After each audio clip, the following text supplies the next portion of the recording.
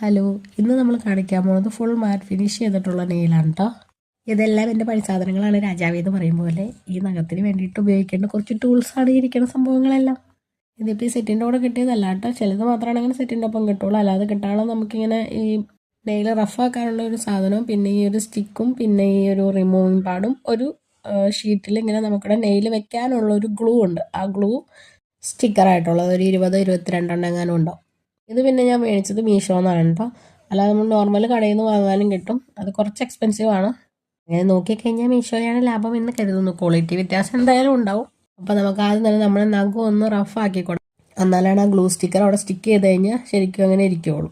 ഈ റഫാക്കുമ്പോൾ സങ്കടം തോന്നുമെങ്കിലും നമ്മളല്ലാത്ത പശ ലിക്വിഡായിട്ടുള്ള പശ വയ്ക്കുമ്പോൾ കൂടുതൽ നഖം ഡാമേജ് ആവുക ചെയ്യണം. പിന്നെ നമ്മുടെ ഈ ഒരു നഖത്തിൻ്റെ ഇവിടെയുള്ള ഒരു പോർഷനില്ലേ, ആ തൊലി ഒന്ന് ബാക്കിലേക്ക് ജസ്റ്റ് ഒന്നിങ്ങനെ തിക്കി കൊടുക്കുക. അതിനാണ് ആ സ്റ്റിക്ക് വെച്ചേക്കണത്. അത് കഴിഞ്ഞിട്ട് നമ്മൾ ആ ഒരു ഗ്ലൂ എടുക്കുക ഷീറ്റിൽ നിന്ന്. ഷീറ്റിൻ്റെ മുകളിൽ ട്രാൻസ്പെറൻറ്റ് ഷീറ്റ് ഉണ്ട്, അതിൻ്റെ താഴത്താണുള്ളത്. ഇത് ഓരോരോ മെഷർമെൻറ്റ് അനുസരിച്ചാട്ടോ, അത് നഖത്തിൻ്റെ വലിപ്പം വെച്ചിട്ടാണുള്ളത്. അപ്പോൾ ഏതാണ് വേണ്ടതെന്ന് വെച്ചാൽ അതെടുത്ത് നമ്മുടെ നഖത്തിലേക്ക് ഒന്ന് സ്റ്റിക്ക് ചെയ്ത് കൊടുക്കുക. അതൊന്ന് സെറ്റ് ചെയ്യാനായിട്ട് വയ്ക്കുക. യു വി ലൈറ്റൊക്കെ ഒന്ന് കാണിച്ചു കഴിഞ്ഞാൽ കുറച്ചും കൂടി ഓക്കെ ആയിട്ടിരിക്കും, എന്നാലും ഓക്കെയാണ്. പിന്നെ മുകളിലുള്ളൊരു ചെറിയൊരു തിന്നായിട്ടുള്ള ഒരു ട്രാൻസ്പെറൻറ്റ് ഷീറ്റ് ഉണ്ട്, അതൊന്ന് പയ്യെ റിമൂവ് ചെയ്യുക. പിന്നെ നമ്മൾ ആ നഖത്തിലേക്ക് ഈ നഖം ഒന്ന് സെറ്റ് ചെയ്ത് വെച്ച് കൊടുക്കുക. ഒന്ന് പ്രസ് ചെയ്യുക. കുറച്ച് കഴിയുമ്പോഴത്തേക്കും അത് സൂപ്പറായിട്ടിരിക്കും, ഓക്കെ ആവും. അങ്ങനെ പെട്ടെന്ന് വലിച്ചാലൊന്നും പോരില്ല, തട്ടിയാലൊന്നും പോരില്ല. പിന്നെ എത്ര ലാസ്റ്റ് ചെയ്യുമെന്ന് വെച്ചാൽ നമ്മളത് ഉപയോഗിക്കും പോലെ ഇരിക്കും, അല്ലെങ്കിൽ നമ്മളത് സൂക്ഷിക്കും പോലെ ഇരിക്കും. വെച്ച് കഴിയുമ്പോൾ നമുക്കൊരു നല്ല ഫിനിഷ് കിട്ടും. നമ്മൾ അന്നൊരു ഇത് ചെയ്തില്ല അതിനേക്കാളും, കാരണം ഇത് ഫുള്ള് സെറ്റ് ചെയ്തേക്കുന്ന നെയിലായതുകൊണ്ട് അതിൻ്റെ ഒരു ഭംഗി അതിനുണ്ടാവും.